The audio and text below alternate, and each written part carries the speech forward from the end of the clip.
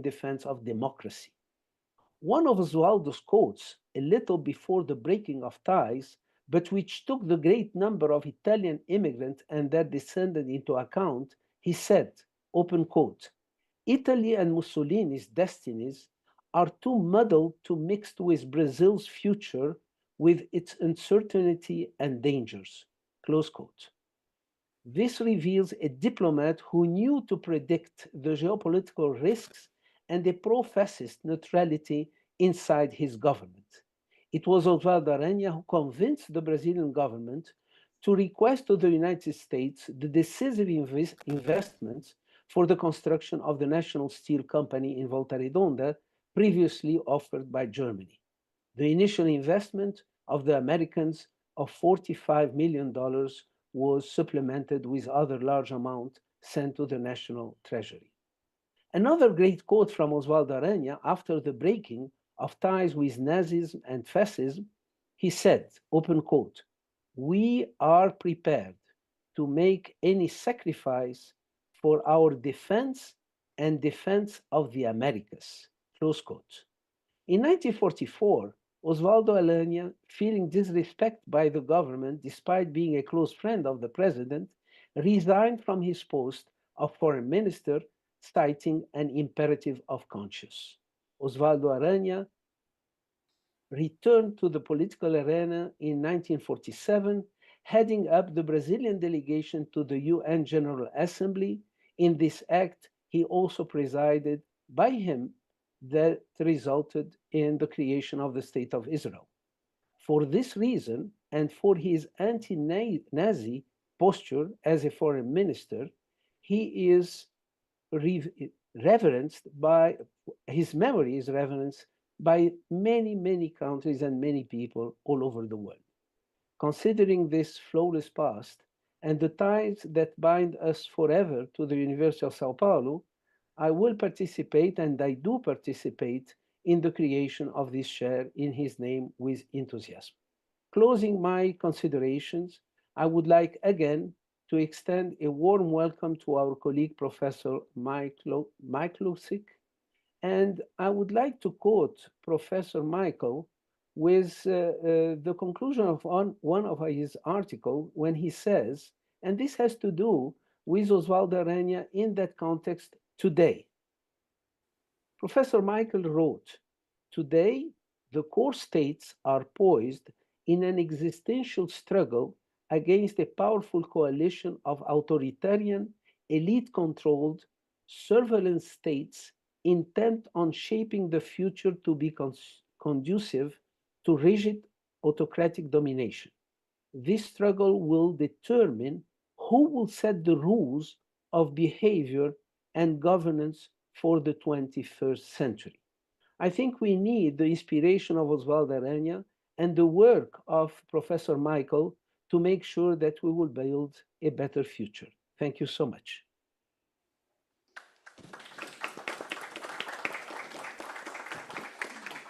Thank you, Professor Markovic, for your brilliant words, and I can't think of a better introduction to this discussion today.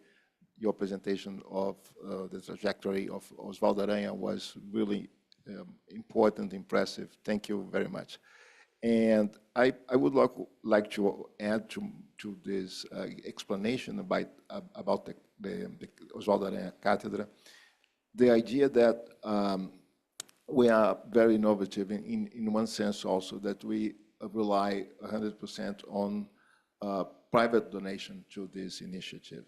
In the PMI Impact Program, here represented by our council member also, Fabio Saba and his team, they are supporting this initiative since 2018, and it's a very important financial support to this to our program to training police officers and defense personnel across the Americas in issues such as organized crime, illicit trade, etc.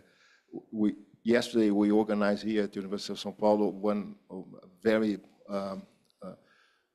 impressive workshop with different business sectors to discuss the impact of organized crime at the formal economy in Brazil.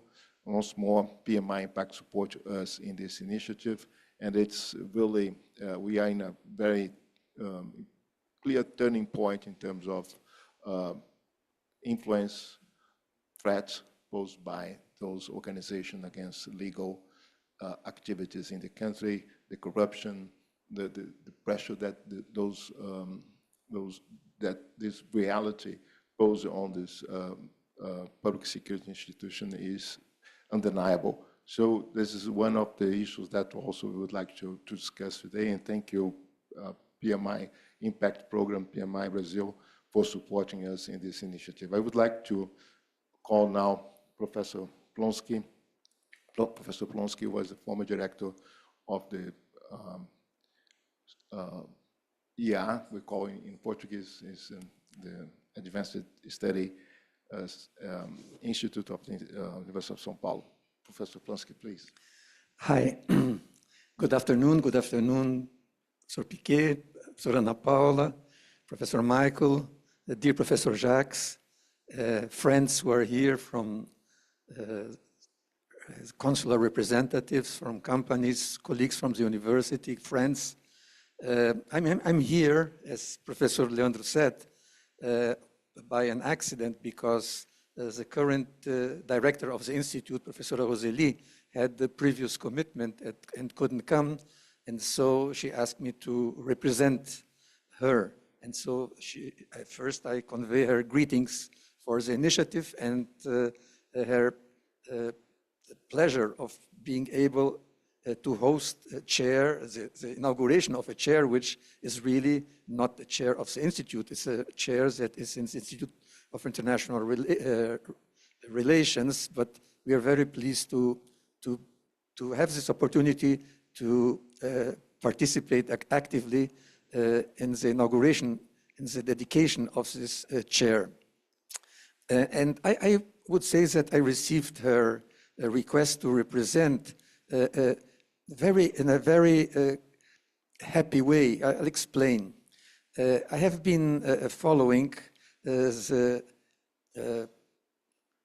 process of the making of this chair for some years in the different conditions. As a faculty of University of São Paulo, I was on the board of the council board of the Institute of International Relations, and so I witnessed the birth of the School of Multidimensional Security. I had the opportunity of giving the let's say the okay of the council, and that was approved obviously by the whole council to this very important initiative. And then, as a former director during my time here, I had the opportunity to testify, to witness to better two moments. One moment is the partnership between the School of Multidimensional Security and this institute in an initiative that came out of Professor Roberto Pfeiffer, which is a group focused on defense, security, and intelligence, which in a university, public university, as at University of São Paulo, I would say it's also at the time, a very courageous initiative. And so I think the group really began at the institute, but the role of the institute is more as an incubator. And so after a few years, it's now in the very good hands of the School of Multidimensional Security. And the other moment is when we had here in the institute a few months ago, the first meeting of the Cátedras, of the chairs of University of São Paulo. University of São Paulo has a lot of qualities and one characteristic, which is being a large university. So we have a lot of initiatives, but sometimes initiatives don't know the similar initiatives or don't talk enough. And so we had this idea together with the provost of research and innovation to have a first meeting, inter cátedras we called it. And so it was here. At that time, Professor Leandro was already thinking of that, and he attended the meeting in this room. Professor Jacques Markovich was a keynote speaker at the time. It was very important because the first chairs of the modern chairs, I would say, in University of São Paulo began here in the institute in the 90s when Professor Jacques was the director of this institute. So I saw, let's say, Oswaldo Aranha chair being conceived, and then finally today we have the birth. And so I would say congratulations for coming to this point. We know that the route is not always smooth, and you have some bureaucracy here and there.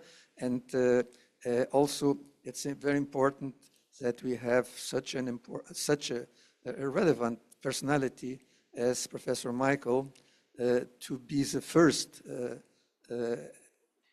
head of the chair, the first catedrático, as we call it here, because the first one really gives the tone for the music that will play in the following years. May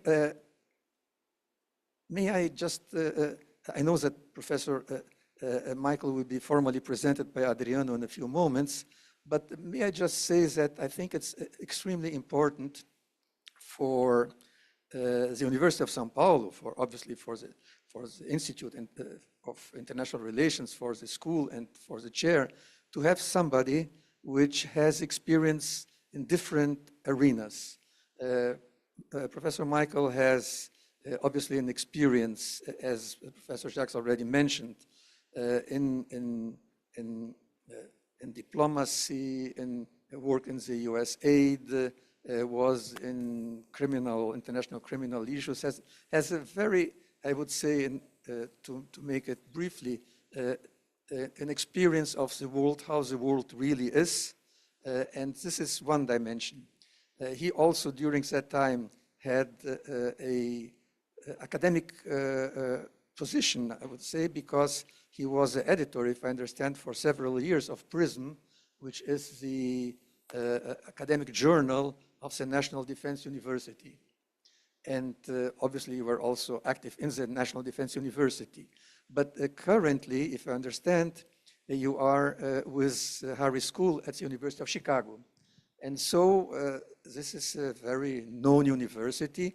And I would like to, again, to emphasize that having somebody who has an academic background, but also a background in the practical, the realities of the world, I think it's very useful. And this has to do with what we see as every day more relevant, that society wants to have results, and the results come from ideas, but also come from knowing how these ideas could be implemented. University of Chicago has a very interesting story, and it connects with this institute. Sir Leandro, I know that the limelight is on the chair, but if you allow me for just 1 minute, because it's a good coincidence to mention that University of Chicago was created in 1890 with a grant from John Rockefeller. And it became obviously a very relevant university. It has, by coincidence, 90 Nobel laureates, which is not a little number, not a small number. But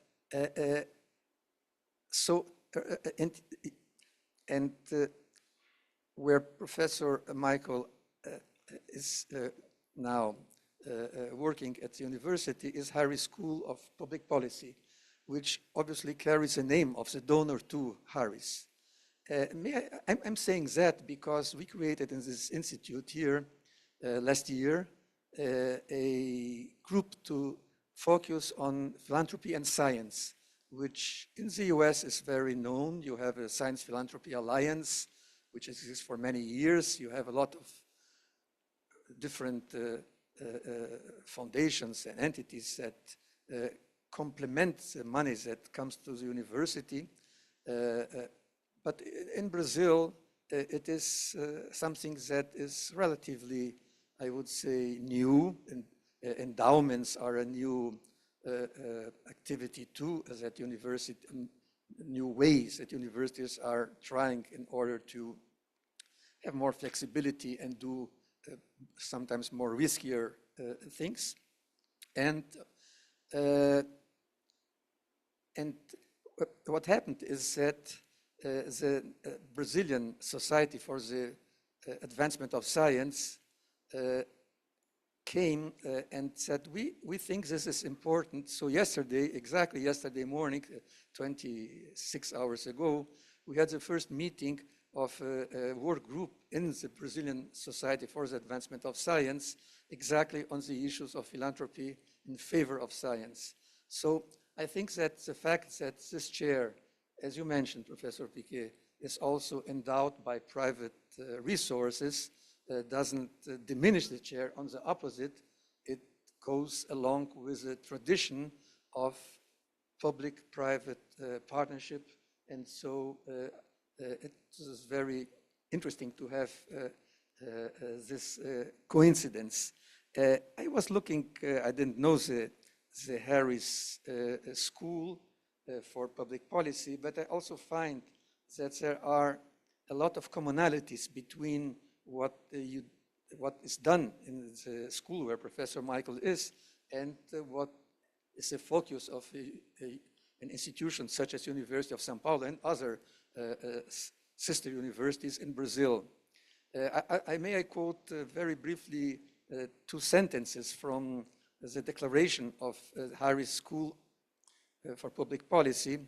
It says, policy is not about feeling good. Policy is about doing good.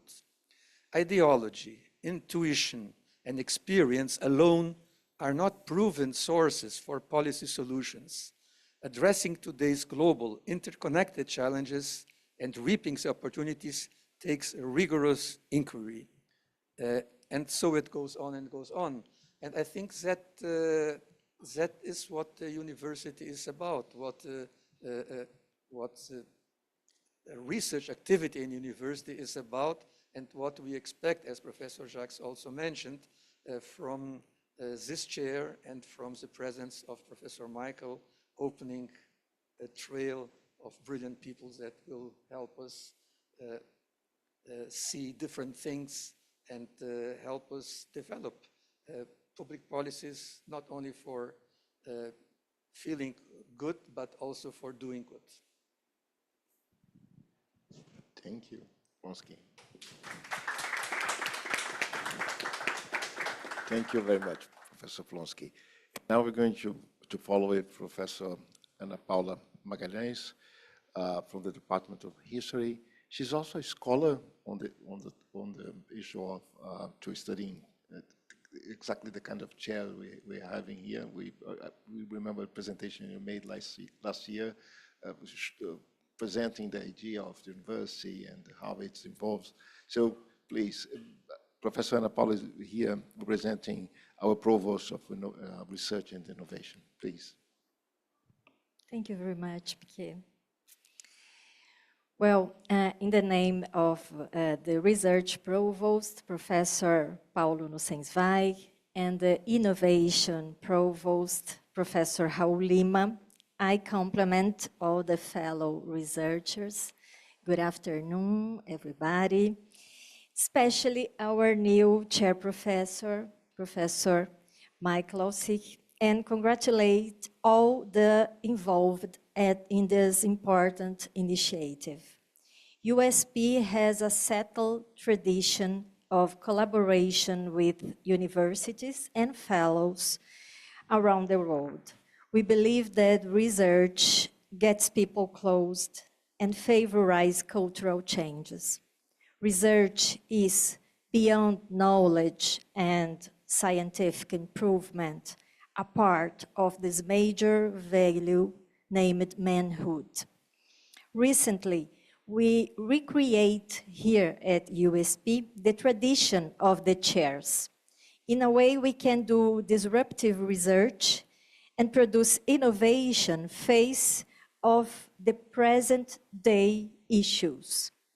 I hope this chair can do a very successful work in a so meaningful topic in the present days, that is public security and international defense. Professor, I look forward to listen to you. Thank you very much and welcome to USP.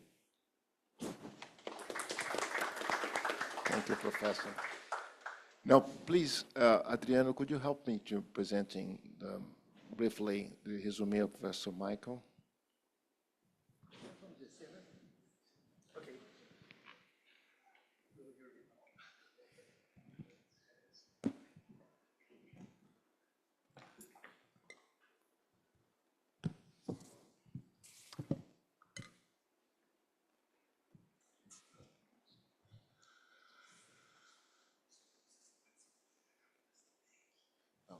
Good afternoon, everyone. Professor Michael Miklošik, that has been, since Tuesday, been officially named the chairholder for the Oswaldo Aranha Chair of the University of São Paulo, and also from the International Relations Institute of this university. He has a long history of working in public service with exceptional work on his fields of international cooperation and mediating conflict around the globe. He has shared with us that Brazil is the 150th country that he has traveled to in his long career, and we are hopeful that he will also come to love our country and our people throughout his journey here with us. Professor Miklošik is also a lecturer at the University of Chicago, as Professor Plonsky was just saying, at the Harris Schools of Public Policy. He's an adjunct lecturer at the George Marshall European Center for Security Studies and a senior fellow at the Irregular Warfare Center. He was previously a senior fellow at the National Defense University at Washington, D.C., and also the editor-in-chief of the PRISM Journal of the same university. Professor Michael also acted as a liaison with Swedish Defense University and École de Guerre in Paris.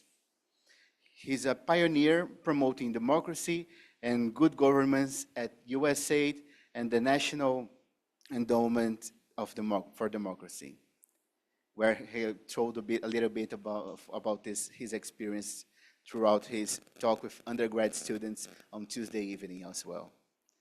He also acted in the Department of State and the Deputy for War Crimes and Crimes Against Humanity. Professor Michael, key contributions also concern his management of U.S. relationships with international war crime tribunals and peace negotiations. And for his education, he completed his BA in the University of California, his master at the London School of Economics, and he ABD at the School for Advanced International Studies.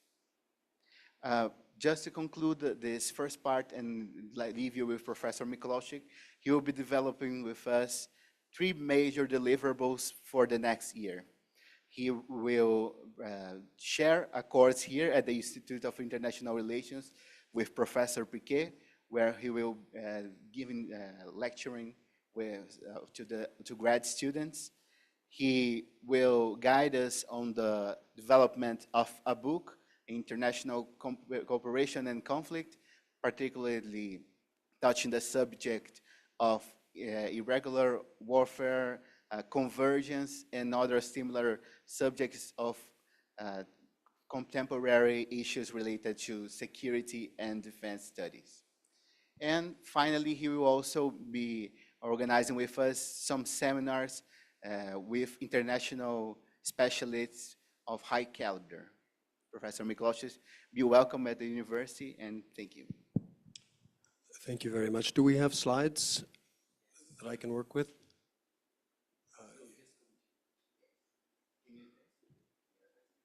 Looks good. That's good. Good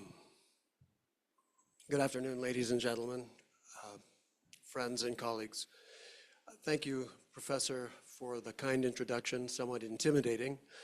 And thank all of you, Adriano, Professor Pfeiffer, the PMI team, all of you responsible for making it possible for me to accept this extraordinary honor and privilege and opportunity.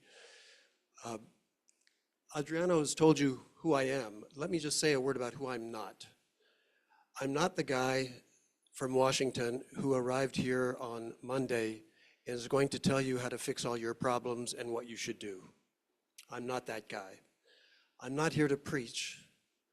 I'm here to teach. I'm here to learn. I'm here to listen. I'm here to share. And I'm here to serve. I hope to use this platform and in my modest capacity to build upon and strengthen the relationship between the United States and Brazil, two countries that have known each other as friends and neighbors for 200 years. For 200 years. That's something to build on. Forgive me for the following. Num grande ponto de inflexão da história, Oswaldo Aranha decidiu que o Brasil se juntaria aos aliados democráticos na guerra contra o fascismo e a ditadura. Foi a decisão certa que colocou o Brasil no lado certo da história. Because I am not sure that you could understand me, I'll say in English, at a critical inflection point in history, in the midst of World War II, Oswaldo Aranha made a fateful decision to align Brazil on the right side of history. It was the right decision then. Since the dawn of humanity, ever since Lucy, the famous Lucy 3 million years ago, left her footprint in the desert in Ethiopia, we have sought peace and order, and yet we have lived that entire time with war, conflict, and chaos. Global order is a public good, an international, universal public good. However, it is not self-emergent. It is not automatic. In fact, order in the international system, in the world system, is the aberration. The default, historically, has been chaos. The historical and archaeological records provide abundant evidence that chaos, war, and conflict have been attributes of human society from time immemorial. Professor Hedley Bull, late scholar of Oxford University, described the global system as an anarchical society. And what is anarchy but disorder and chaos? The recently retired president of the Council on Foreign Relations, Ambassador Richard Haass, calls it a world in disarray. And what else is disarray but chaos and disorder?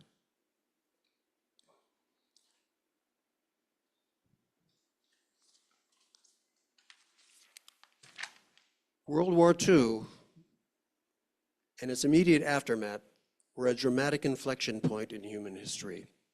The mid-20th century saw the triumph of what we fondly refer to as the liberal, rules-based global system. This liberal, rules-based global system has never been universal, has never attained unanimity, has never been consistent. However, it has prevented war between nuclear powers for the last 80 years. That is not inconsequential. It didn't emerge spontaneously from the ashes of World War II. This is a process that's been, and a movement that's a long time in the making. It began in Europe sometime between the 15th and the 18th century. Maybe it began with Gutenberg's inventing the printing machine, which provided for widespread disinformation, widespread dissemination of information and literacy. Or maybe it began with the scientific revolution, or maybe with the political revolutions in France and the United States in the late 18th century. Maybe it was the Industrial Revolution. Or perhaps it was just the combination of all of those individual events over that period of a few hundred years that completely changed the course of history. It's not a Western. Some people refer to this global order as the Western liberal world order. It is not a Western liberal world order. It includes Japan and South Korea. Try telling a Japanese that he is a Westerner. It won't go very far. Or a South Korean. It also includes Philippines, Australia, New Zealand.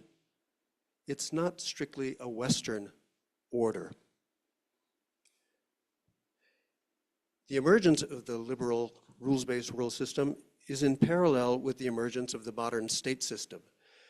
In that time period that I described, in 1648, 109 delegations from throughout Europe met on the fields and in the villages of Münster and Osnabrück to agree on the Peace of Westphalia, which brought to an end the 30 Years' War, which had decimated the population of Europe, in which as many as 8 million people, or 20% of the European population, died.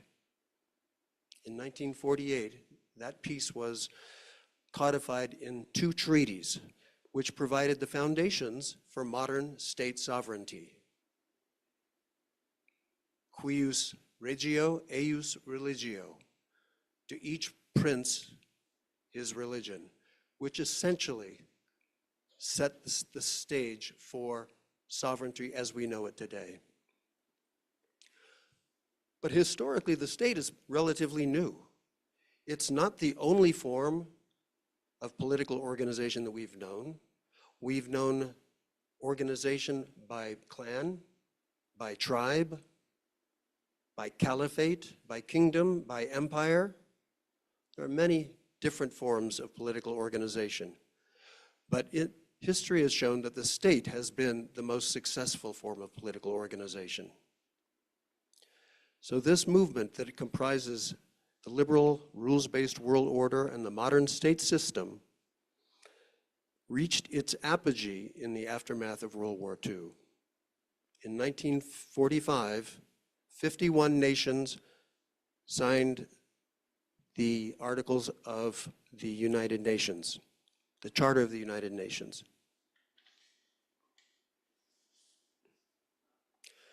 Once again, it's not a Western world order. The Universal Declaration of Human Rights was codified in 1948, and to date, 193 states, every single member of the United Nations, has ratified the Universal Declaration of Human Rights. It is not a Western document. I might add that those people who don't have a state desperately want to have a state. Ask the Palestinians, or the Kurds, or the Tibetans, or the Taiwanese. The state has been historically an unprecedented successful form of political organization. And the liberal rules-based world order, despite all of its flaws and the many valid critiques, has brought about unprecedented advances in the human condition. In that several hundred-year period, life expectancy, which from time immemorial was between 30 and 35 years, that was the average life expectancy for a human being, up until around the time that I was describing, around 1500 or 1600, when it began climbing to the point today where the average life expectancy of a person is 93 years. In Brazil, it's 96 years. Well done.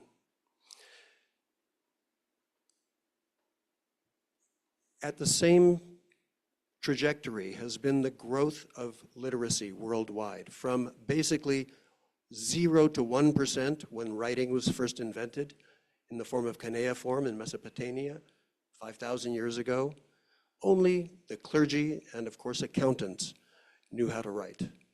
You see the same trajectory for that graph to the point where today, 95% literacy in the world, 96% in Brazil. Well done.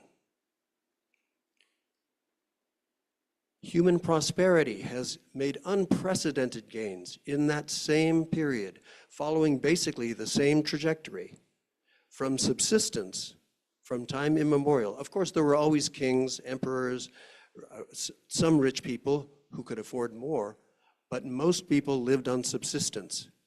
You ate what you killed or what you grew. That was it. Today, global per capita GDP is $23,000 per year. Brazil, 21,000. Still plenty of work to do.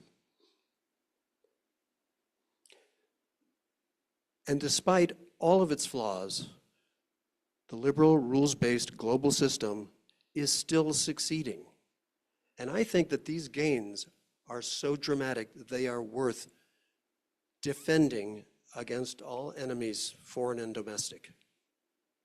I make that point because foreign and domestic, in my mind, is a thing of the past. The difference between domestic security and international security is seamless now.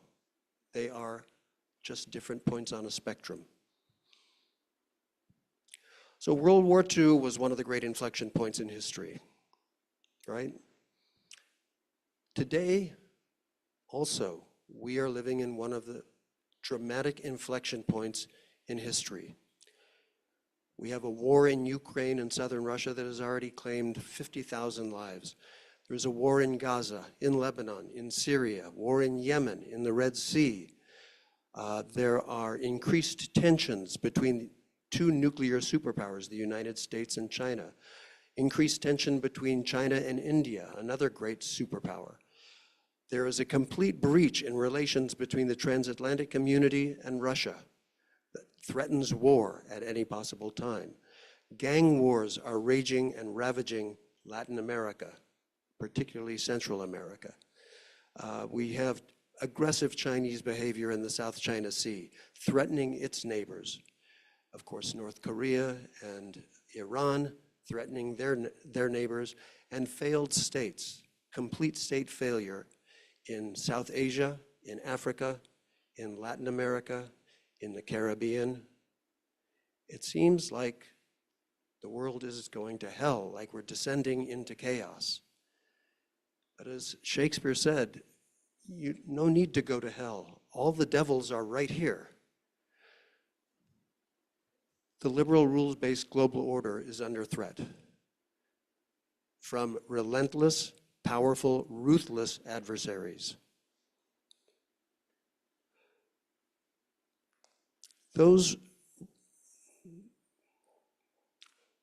Sometimes I forget my slides. I'm not used to doing it myself, so forgive me.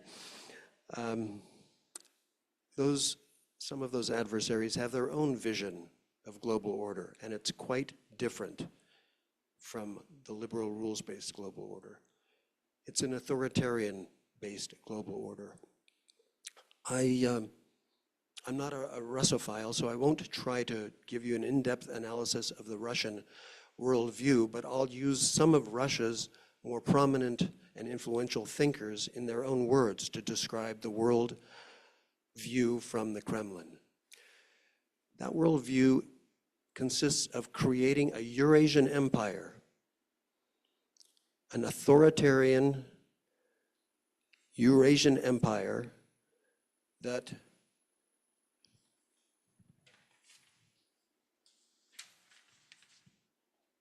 in the words of Alexander Dugin, who, by the way, is a contemporary mystical Russian philosopher who has no official role in the Kremlin and his influence on Putin is debatable. Some people say he has more, some less, but he's commonly thought of as Putin's brain.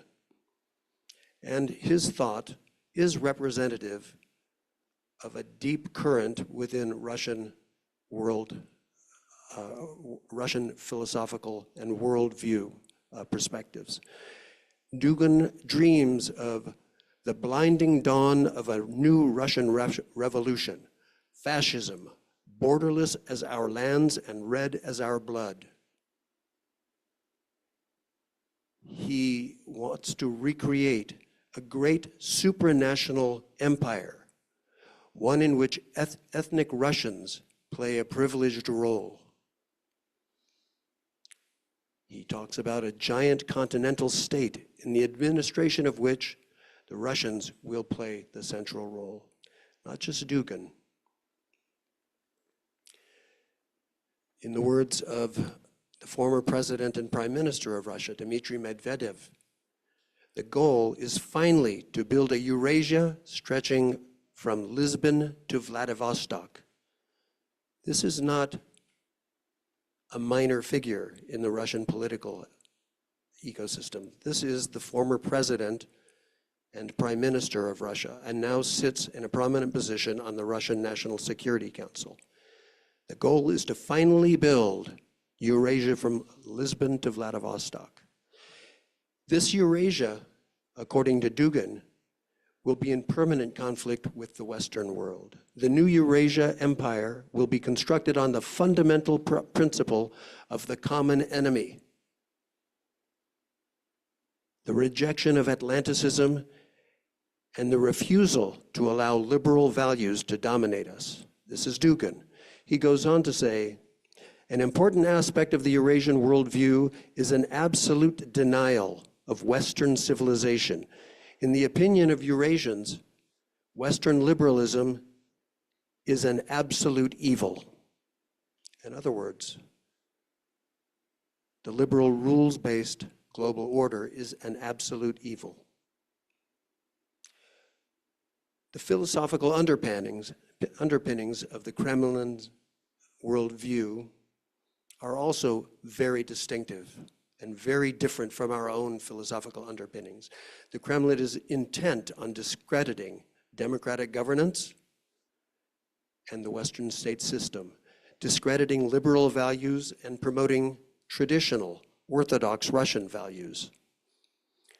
According to Kremlin advisor Sergei Karaganov, this is an authoritarian country in which the leadership is always very attentive to the moods of the people, Karaganov. Back to Dugin, fascism, borderless and red. We are on the side of Stalin, he writes, and Stalinism. We want for Russia a fascist fascism. That does not sound like the liberal rule-based world system. The view from the Kremlin envisions spheres of influence. You remember the Brezhnev Doctrine, 1956, 1968, the Primakov Doctrine of the 1990s. The idea is to control the Rimlands, by which they mean all of the Europe outside of contemporary Russia. Attack the state system, penetrate and subdue non-allied states. And how will they do that? How will they penetrate and subdue non-aligned states? One of the ways, of course, they will try economic penetration, but Russia's economy now is weak. Where they're very strong is in the information domain, and they will try to dominate the information domain using Sputnik, RT News, and a variety of other media, global media that they control, and agents of influence and secondary sources. The GEC is a Department of State entity. In English, it's an acronym for the Global Engagement Center that has the mandate to monitor disinformation on a global basis. They published this report several years ago, which identified five methods by which Russia tries to dominate the information space. And some would say they've been quite successful. It seems so long ago now, but for the first 15 years of the century, we were laser focused on a different authoritarian vision of world order.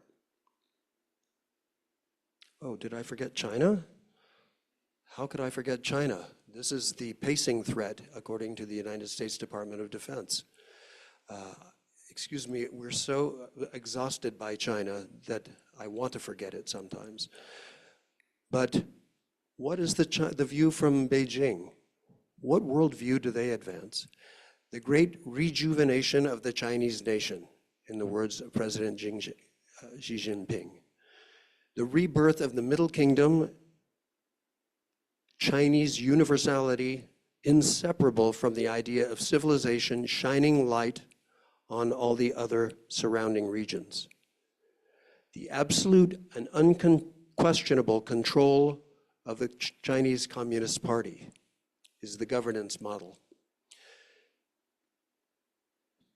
There's a great firewall that controls the information flow within and to and from China. There's also 700 million surveillance cameras throughout China. That's roughly 1 for every 2 Chinese citizens.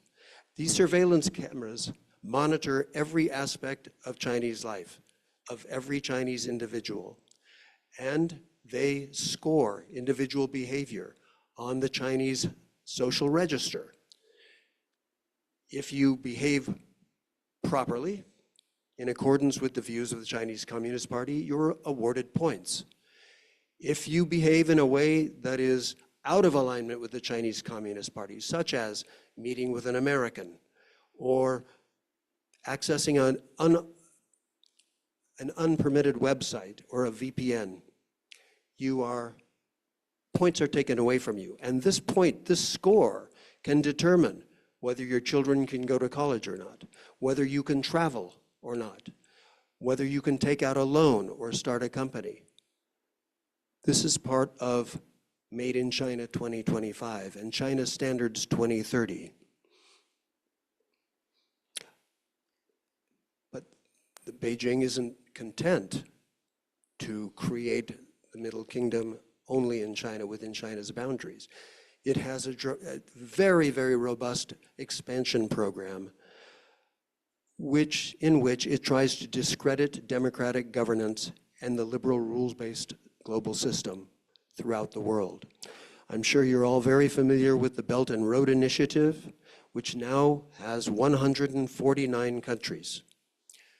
You may not have heard of the Global Development Initiative, or the Global Security Initiative, or the Global Civilization Initiative.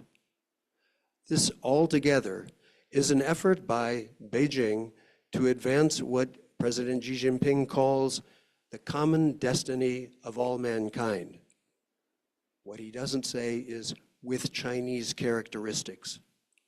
I don't see any discussion in Xi Jinping's speeches or what I've read from Beijing about other civilizations or other values, only their values, which they export through an incredibly robust global trading regime. So, as I said, for 15 years we were preoccupied by a very different authoritarian global view. You may remember that on September 11th, 2001, a cataclysmic, almost, I can't describe, I don't have a good adjective to describe what happened to the United States on 9/11/2001. I was in disbelief for a very long time. Over 3,000 Americans died in that attack on the World Trade Center and the Pentagon. Almost everybody I know lost somebody in that attack. And we waged for 15, 20 years a global war on terror. Our adversary was not just Al-Qaeda, not just Afghanistan, but the worldview of a global jihad. In the global jihad worldview, there are two camps in the world. There's the Dar al-Salam, the Islamic camp, and the Dar al-Harb, the city of peace and the city of war. Guess which one you're in? The same as I.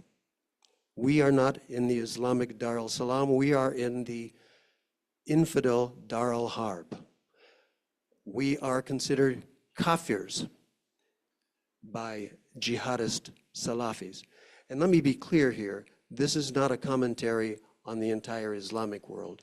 This is specifically addressing Islamic jihadi Salafism, Al-Qaeda, the Islamic State, groups such as that, Boko Haram. In that worldview, we kafirs are dispensable. We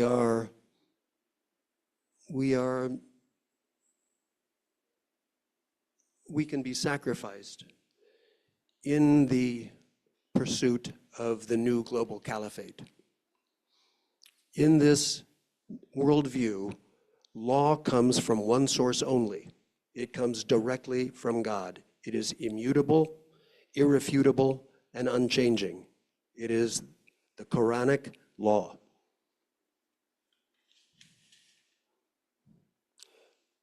At some point in the 1990s, Osama bin Laden said his goal was to create a caliphate from Morocco all the way to Indonesia. Well, he almost succeeded. There are, I don't know what the last count is, but over 100 countries with a presence of Al-Qaeda.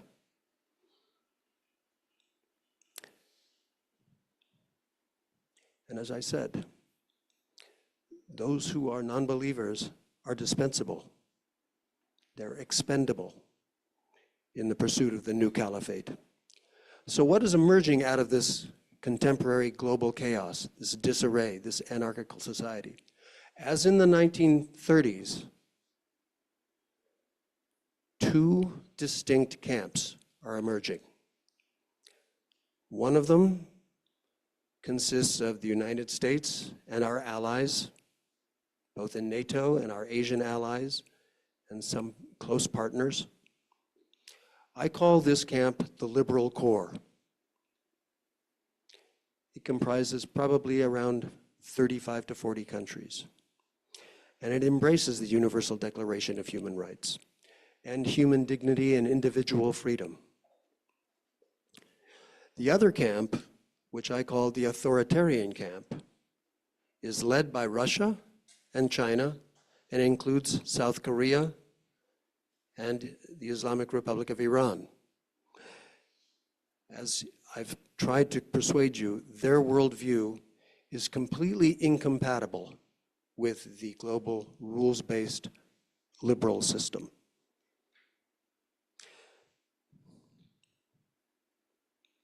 It's inevitable, if history shows us anything, it's inevitable that these incompatible systems will be in conflict and perhaps at war at some point. Incompatibility is dramatic, and our leaders, my leaders I should say, in the United States, our national security leaders are very reluctant to be at war. Secretary Blinken has said, we do not want a new Cold War. National Security Advisor Jake Sullivan has said, the last thing we want is a new war. President Biden has repeatedly said, we do not want war. The problem is, the enemy gets a vote. We may not want war, but our enemies have declared war. Russia has been crystal clear, using their own words. Sergei Karaganov, we are at war with the West. Xi Jinping has told his army to dare to fight, prepare to take Taiwan by force if necessary by 2030, and to become the strongest military force in the world by 2050.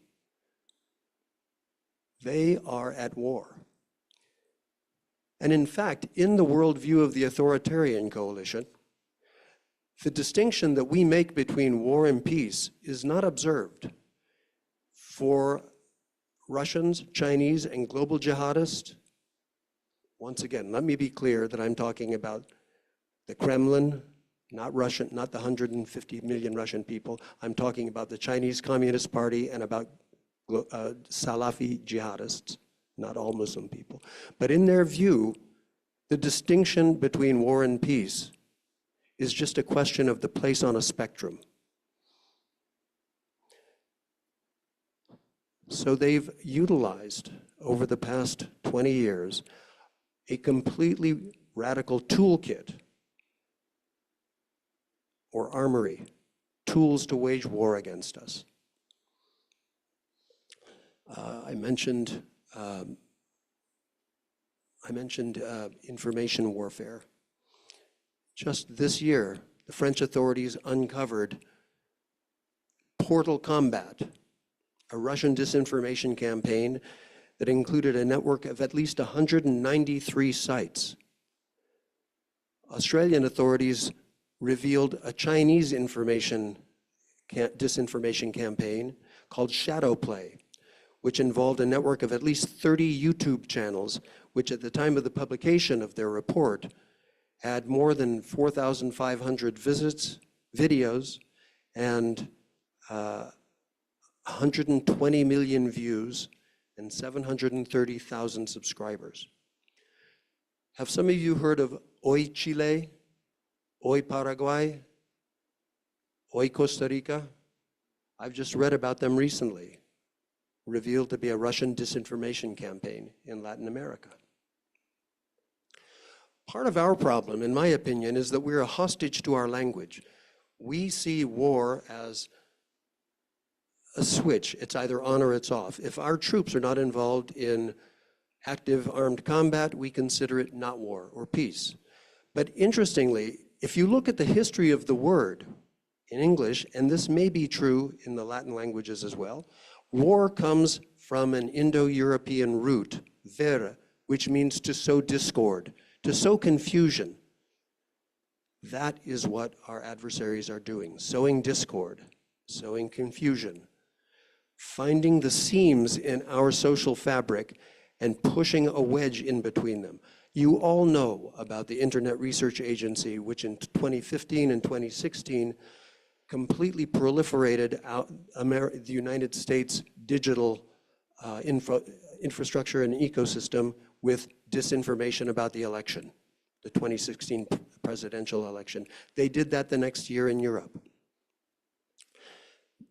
We have radio, RT, we have Sputnik, we have Confucius Institutes, a way that China disseminates its global vision. Another tool in what I call the gray zone toolkit is the use of proxy warriors, private military organizations such as the Wagner Group.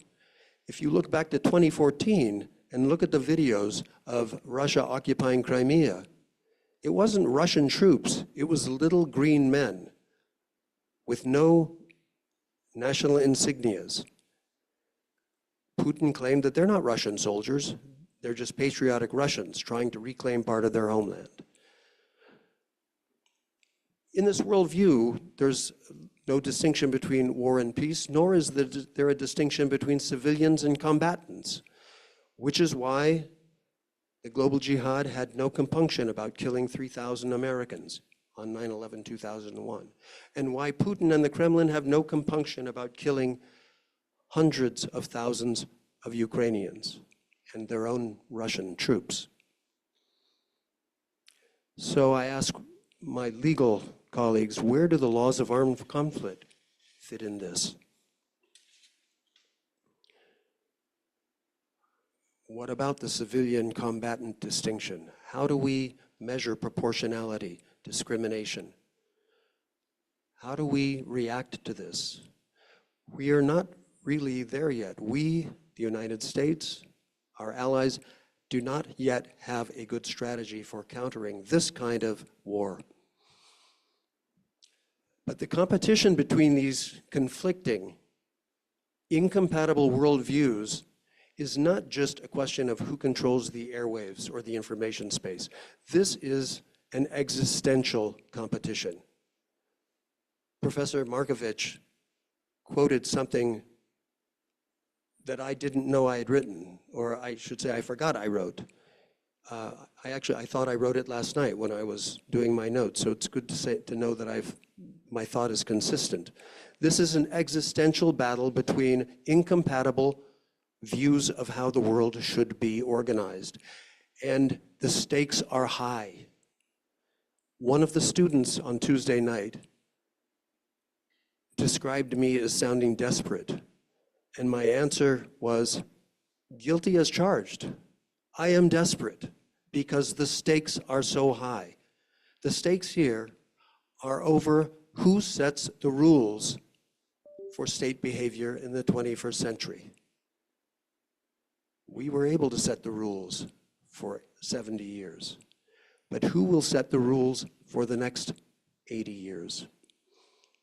Well, we've seen what the world looks like under Kremlin rules. Actually, let me go back to the gray zone warfare philosophies of our adversaries. This is a breakdown of the different ways that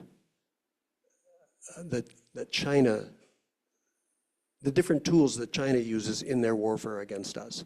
You may not be aware of a document that was published in 1998 by two Chinese colonels called Unrestricted Warfare, in which they describe all of the ways that all of the assets available to the state can be utilized and deployed in a war against the West. These are some of those ways. In 2002, it was refined to the three warfares, again, using public opinion warfare, psychological warfare, and legal warfare. These are forms of warfare below the level of armed conflict. So it's very difficult for us to respond. Sometimes we can't even attribute carefully who the adversary is. But we've seen what the world looks like under Kremlin rules. Ukraine. That's not the only case, though. In 1940, at the end of the Winter War, Russia claimed 11% of Finland. It still owns that 11% of Finland. In 1945, Russia occupied the city of Königsberg. They've been there ever since. It's now called Kaliningrad. Once Russia occupies a space, they do not like to give it up. In 1990, they occupied 11% of Moldova. Transnistria is still more or less under Russian control. In 2007, they waged a cyber war against Estonia, which put Estonia off the grid for 3 days. It was just a warning of what they can do if they wish. They still are very aggressive in their behavior towards the Baltic countries. And now that Sweden and Finland have joined NATO, also deploying the same kinds of tactics of information warfare, economic warfare, and legal warfare against those countries. In 2008, Russia invaded the Republic of Georgia. 2014, I don't need to remind you, the occupation of Crimea, and of course, for the last several years, the war in Ukraine, which Russia has been completely unapologetic about in their desire to eliminate the Ukrainian nationality. According to Putin, there is no such thing as a Ukrainian. There is no Ukrainian language. There is no Ukrainian country. One of the students asked me on Tuesday, why is Ukraine any different than the American occupation of Iraq? Which I must admit, I myself thought was a catastrophic strategic error at the time in 2003. But at no point did the United States have the intention of occupying Iraq permanently. In fact, just the opposite. We believed officially that we would be there for 30 days to 90 days. We would be welcomed with garlands of roses on a red carpet, and then we would return home.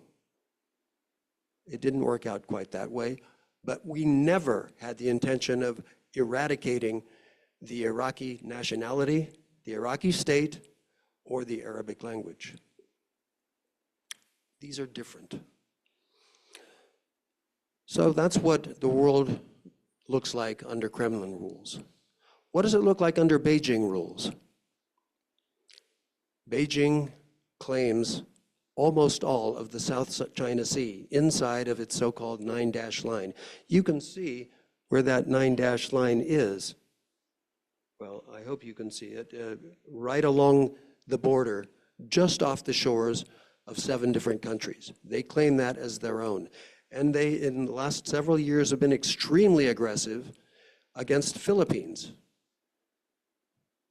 with naval attacks, with barging into Philippine boats. But we've also seen that in 2016, when an international tribunal convened to reach a judgment on who owned what in the South China Sea, that tribunal found in favor of Philippines. China simply disregarded it and said, we don't care, it's ours. And as the wolf warrior himself, the former foreign minister of China, said recently in Singapore, China is a big nation. Other countries are small, and that's just the way it is. That's the world under Beijing rules. Do you wonder what it's like to be a Chinese neighbor? Well, ask the Philippines, ask Vietnam.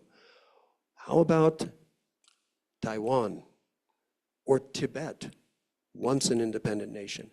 And how do you think they treat their religious minorities?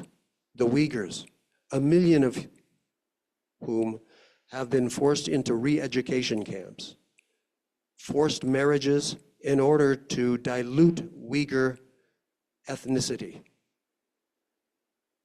Thousands, hundreds of thousands of surveillance cameras watching every move taken by every Uyghur. So that's what the world looks like under Beijing rules. We did have the opportunity, sadly, to see what the world looks like under jihad rules. The Islamic State actually occupied a fairly large part of Syria and Iraq for a few years, just a decade ago. I don't need to remind you, everyone here is old enough to remember the atrocities committed by the Islamic State in the name of jihadi Islamic governance. It's interesting that if you go onto the internet and you Google Islamic State behavior, almost all of the sites are inaccessible. They're listed, but you have to get special permission to see them because they're so gruesome. So we know what the Islamic State's governance looked like. Today, we have another opportunity to see what Islamic governance looks like in the Caliphate of Afghanistan, where just in the last few weeks, the Taliban leadership has said women should not be heard in public. Women may not raise their voices in public. That is not the liberal, rules-based global order. It is not compatible with the liberal, rule-based global order. Another student on Tuesday said, what does all of this have to do with Brazil? Your problems, USA, are not our problems. We have our own problems. I thought about that. And I asked myself, and I thank Professor Markovich for his comments earlier, what did World War II have to do with Brazil in the 1940s, when it was much further removed from Europe than it is today? What would Oswaldo Aranha say today? For one thing, today, Brazil is a great power. Sadly, in the United States, when we talk about great power competition, we almost always are referring to Russia, China, and the United States. I say sadly because that's very myopic. What about India? And what about Brazil? Brazil is a great and a huge country with a top 10 global economy, maybe the 5th largest population in the world, maybe the 5th largest landmass in the world. Brazil should be playing a role. My problems are your problems. This is one world that we live in, and it is becoming smaller and smaller. With the advances in international telecommunications and transportation technologies, there is no island anymore. The Western Hemisphere is not an island, though we are divided by 2 gigantic oceans. And Brazil, even though it might think of itself as an island of Portuguese speakers in Spanish-speaking Latin America, Brazil is not an island. My problems are your problems, and your problems are my problems. Brazil has a degree of, more than a degree, but a very robust international economic relationship with China. There are 43 Confucius Institutes in Latin America, 13 in Brazil. We had over 100 Confucius Institutes in the United States. And when we investigated them, what did we find?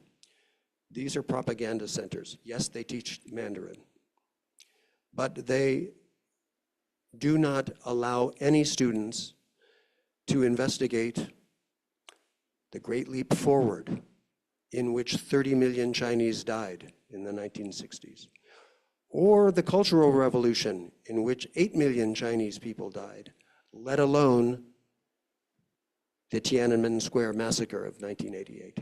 These are just simply deleted from the Confucius Institute's accounts of history. We now have 5 or less Confucius Institutes in the United States. But you have here, in addition to 13 Confucius Institutes, who provides your 5G infrastructure? I believe it's Huawei. Do your children look at TikTok, owned by ByteDance?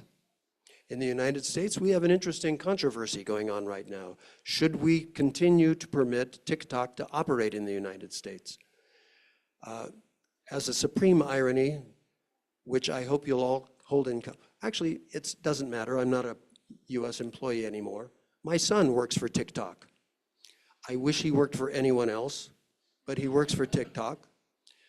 He assures me, by the way, that TikTok in the United States is an air-gapped entity, and that no data migrates from TikTok in the US to China. How can we ever know? With billions and billions of bits upon bits, how can you know what is and what is not migrating through Chinese systems such as Huawei, or such as all of the cranes at all of the ports, the container lifting cranes? My bet is that 99% of the cranes lifting and moving containers in Brazil's ports come from China. And those are driven by Chinese electronics. Once again, who knows what data is being transmitted through those electrons from Brazil to China? And what about electric vehicles? Do you have any Teslas here? Do you have any Chinese electric vehicles here? Yeah, again, China has a very robust presence and footprint in Brazil. 40% of Brazil's diesel imports come from Russia. That is not a small amount. 40% of Brazil's fertilizer imports come from Russia. Agriculture is 25% of Brazil's economy. If 40% of 25% is dependent upon Russia, that's a significant dependence. Ask Europeans who were once dependent upon Russian oil or agriculture or natural gas. That dependence is an extreme vulnerability.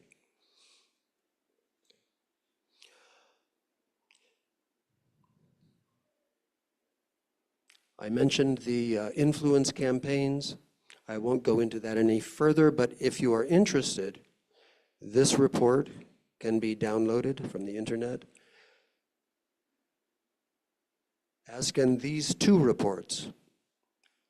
One from 2020, I think, and Global Reach just published last week on Kremlin operations in Latin America. And it's very disturbing, the findings of that report. Okay, so we have these competing authoritarian visions of world order. That's not all. It gets worse. They are true state killers, but there's another state killer, absolutely lethal state killer, and that is the convergence of non-state illicit actors. And this is something that I think brought me to the attention of Professor Piquet, Professor Pfeiffer, and others. I published two edited books, one 10 years ago, one 8 years ago, based on the idea of convergence. The idea was that transnational criminal organizations were beginning to collude, cooperate, collaborate, whatever you want, with international terrorist organizations and networked insurgencies.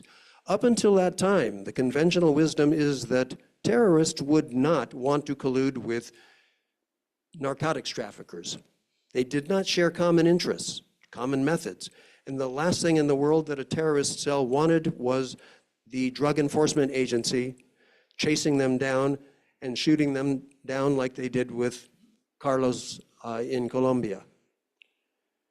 And the international criminal organizations did not want to associate with terrorist organizations. Again, what's in it for them? Why would they do that? They're not ideologically driven. They're driven by the pursuit of money. And the last thing they would want is to be chased down by SEAL Team 6, as Osama bin Laden finally was chased down. If that was ever true, it was a quaint legacy of the past. It is no longer true. We now know from empirical evidence that transnational criminal organizations and international terrorist organizations do collude, collaborate, and cooperate. Now, we don't know the exact details because they don't publish their contracts. They don't have quarterly or annual reports explaining who they're collaborating with. We know this through seizures, through various legal means and intelligence means. But we do know that there are hybrid organizations such as the Islamic State, which was both an international terrorist organization, but also an extremely aggressive and successful transnational criminal organization that specialized in hostage taking, that specialized in trafficking in historical artifacts. Al-Qaeda, Boko Haram, we know that they have all been engaged in drug trafficking and colluded with the likes of the Sinaloa cartel, the Knights Templar cartel. We know this for a fact. I will share with you the results of an experiment that West Point College in New York did in 2014. Some colleagues of mine decided, let's test this idea of convergence and see if we can find evidence. So they took a list of 40 international smugglers, known smugglers, 40 known smugglers, and they submitted that list to an extensive database, the Thomson Reuters database of global publications, which tracks something like 120,000 publications from around the world. They took those 40 smugglers' names and they looked them up in that database. And what they found was that those 40 smugglers were separated by a single degree of separation from 754 smugglers, terrorists, and other transnational criminals. So from 40 to 754 in 1 degree of separation. They then took that 754 and they submitted to a second analysis and found that those 754 smugglers, terrorists, and international criminals were connected by no more than 2 degrees of separation to 2,739 others.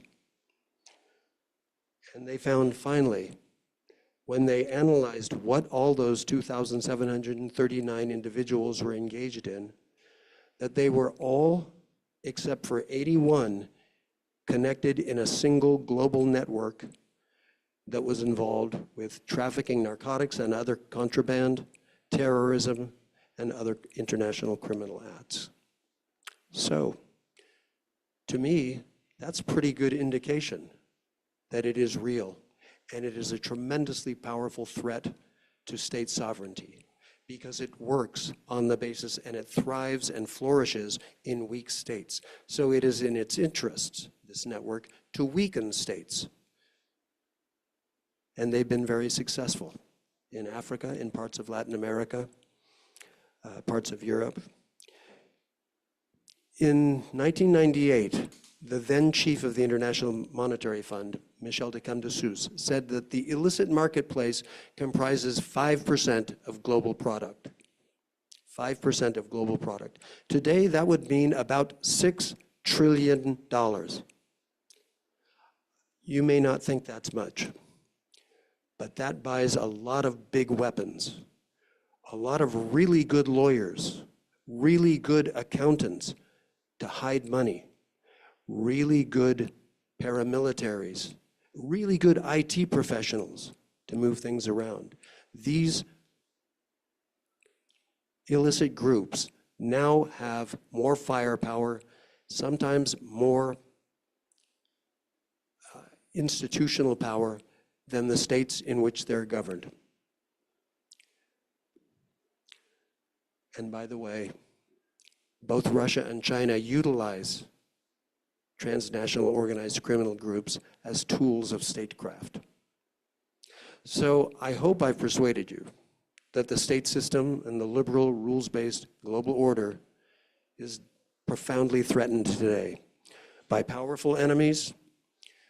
Various strategies for countering this threat have been proposed. Isolationism, for example, has been proposed.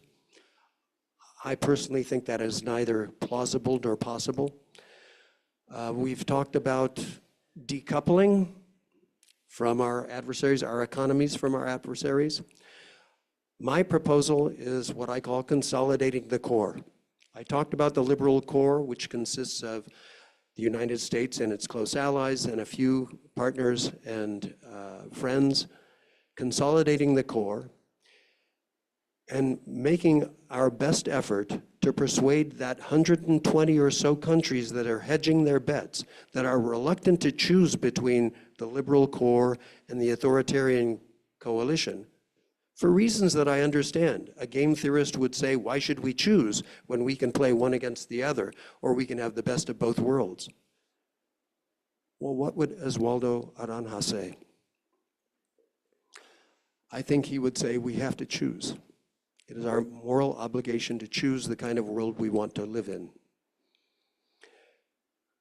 I've proposed before a hemispheric coalition, starting with the United States, Brazil, Colombia, and perhaps Mexico, a coalition against gang violence. Just one thing that perhaps we could focus on, and we could perhaps find solutions to that horrible problem. There's also, as of last year, the it's called the Partnership for Atlantic Cooperation, which currently has 38 members on both sides of the Atlantic. Let's build on those things. Let's consolidate the core. The threat is real and existential. I would argue that we are much stronger fighting this threat together than we are separately. And as I said, I'd like to use my platform as the inaugural Oswaldo Aranha Chair Professor to build on the relationship and reinforce the 200-year-old relationship between Brazil and the United States, and hopefully align our global interests together. So My name is Michael Maklauzik. I am the inaugural Oswaldo Aranha Chair Professor. I am here to teach, but also to listen, to learn, to share, and I am at your service. Thank you.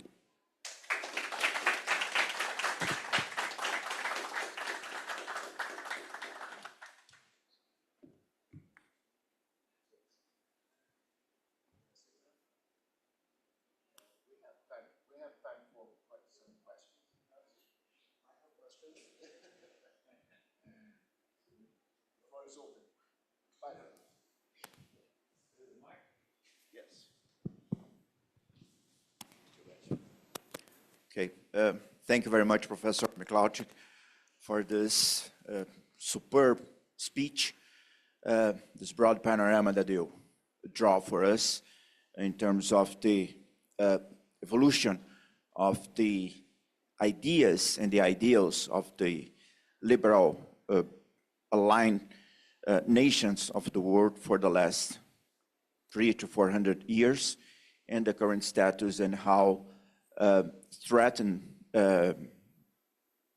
really threatened we should feel by other proposals of how society should be organized. At the end of your talk, you said that we should strengthen the core. The core, I assume, are the Western related countries, not just the West, but also Japan and South Korea, as you highlighted, and the other countries that share the same core values.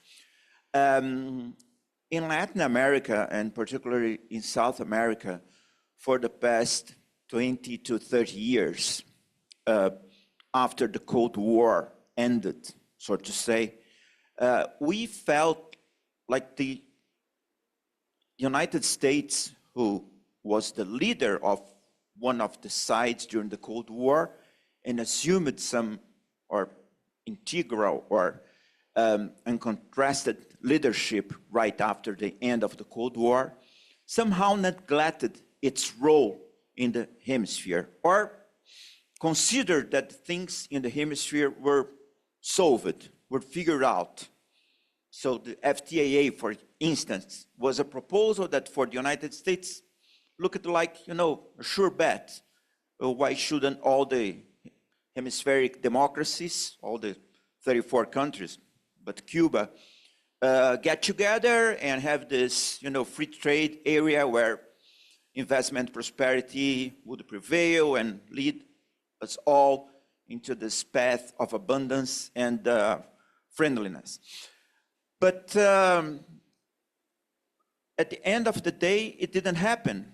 Much by the contrary, the hemispheric integration was a contestant, an illicit hemispheric integration. Corruption, transnational crime, illegal immigration, that was the kind of integration that we saw throughout the hemisphere for the last 20 years. Why? What happened to the United States? Why?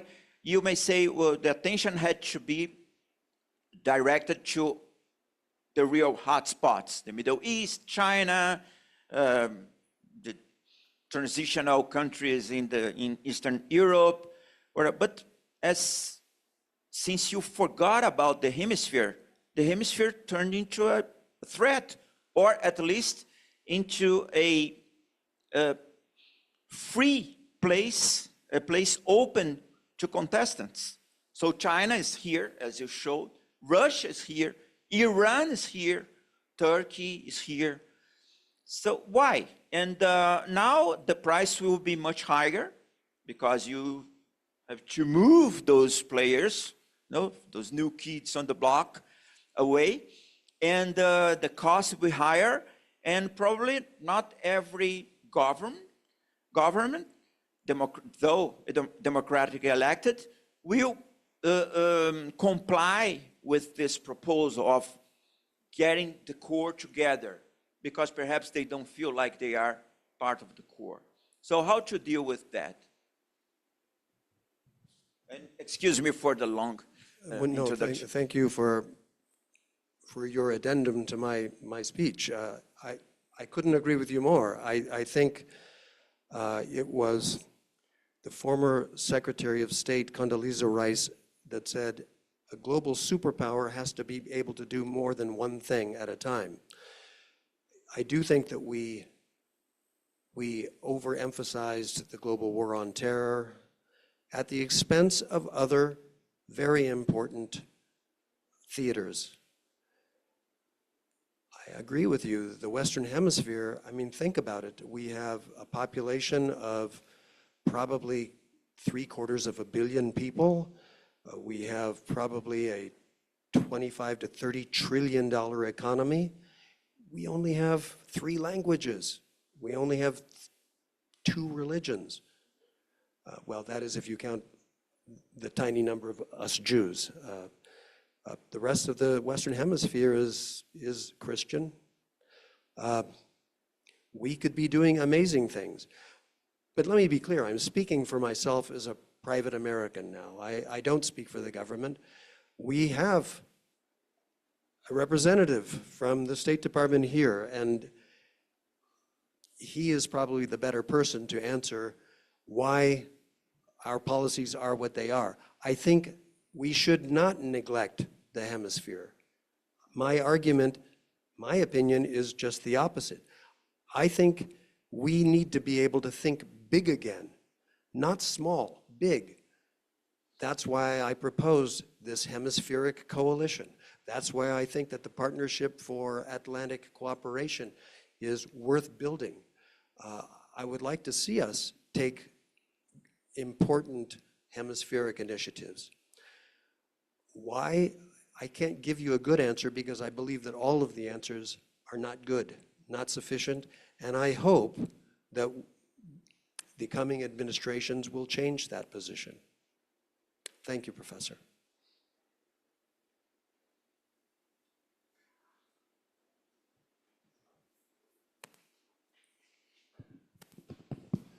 Thank you very much. Thank you for the talk, albeit slightly depressing at times, but I share the overall sentiment. I do wonder, since we are in Brazil and I'm a German Brit in Brazil, whether we often underestimate or read Brazil and several other countries wrong in that respect. And I say this because I do a lot of work academically and interviews on Ukraine. And what always strikes me is the utter incomprehension from a European point of view of the Brazilian position on Ukraine and vice versa. And from people who were not stupid, they're highly intelligent people who basically say what you described in your talk. Number one, Ukraine does not concern us. It's not our war. We're a long way away. We should not get involved. And number two, if we did get involved, it would be bad for our economy for the reasons that you mentioned in terms of fertilizers, agriculture, and so on. Under those circumstances, and I mean, they're not the only, there are people like that in Germany and other European countries, and increasingly so. How do you persuade them that this is actually their war? Because if we don't act on this, and if Ukraine does not win, there will be others in China. China will do other things. Russia will do other things, as they have done for the last 35 years. What stops us, myself, yourself, from getting through in terms of public opinion on that point? That if we allow Ukraine to happen, if we allow Russia to win in Ukraine, or even stay with part of Ukraine, there will be others, and they will not just be concentrated in Europe or in Far Eastern Asian countries. Well, thank you, Professor. You're asking the essential question, you know, how do we break through to the popular understanding of the world? And all I can say is you and I have to do a better job. We have to get out there more. We have to write more. We have to speak more. This is my mission now. I have a similar problem in the United States. We too are a continental country, and there are vast parts of the United States where I will have the same response. Why does this matter to Nebraska? It's far away. And my mission is to persuade Nebraskans that national security is everyone's responsibility. It's a public good. Everybody benefits from it. But that's, of course, the tragedy of the commons. When it's a public good, only a few actually are willing to pay for it, except through taxes. So we have to be more persuasive. And to rewind back to Professor Pfeiffer's question, how can we persuade? Well, we have to do a better job on it. It's on us to do the better job. We send our best and brightest around the world to work in our embassies, but we don't have that much. I mean, it sounds funny for an American to say we don't have that much money, but the State Department is starved compared, for example, to the Defense Department. They used to joke that the U.S. Army musical marching band has more people than the State Department. Of course, that's not totally true, but once again, our consular officer can attest to that, I'm sure. Try to get resources for Brazil. I do remember I was at the State Department in 2002 and 2003 when Secretary Rice had to go into the Loy Henderson Auditorium. Maybe you were there when she spoke, and she said, we need people to go to Iraq. We need a lot of people to go to Iraq. And we ended up cannibalizing. We had to take them from other embassies because we have not applied the resources. And this is on us. We have to do a better job, Professor, you, I, and all of those who are aligned with our thinking. Any student questions? Actually,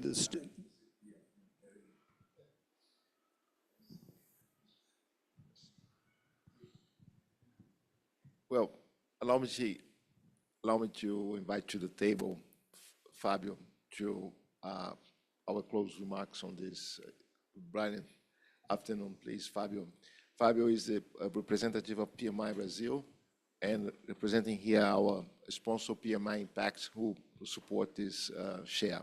Please, Fabio. Good afternoon, everyone.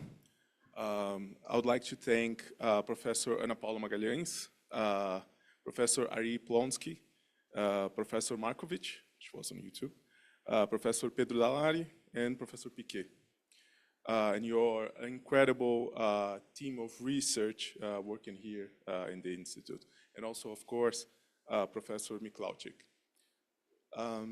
Well, the first step to fight organized crime, specifically transnational organized crime, is research and intelligence.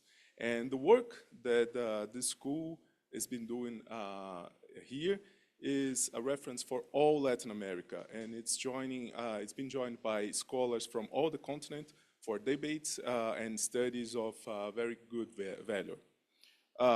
With that, it's possible to understand better the mechanisms of the organized crime and how it works, and therefore how to fight it.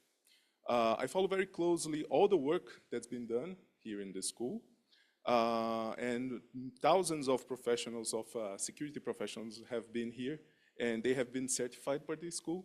And of course, they are doing a much more effective work thanks to that.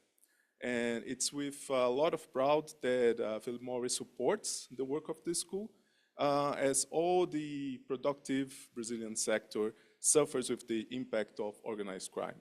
And to fight this, the first step starts here. So thank you very much for you all. Thank you, Fabio. Professor Markowski, that was impressive, absolutely brilliant afternoon talk. And we are officially now starting the Oswaldo Aranha Chair at the University of São Paulo. Thank you so much. Thank you, Plonsky. Thank you, Professor Aranha, Professor Markovich, Fabio, for your support, and all the participants. Thank you.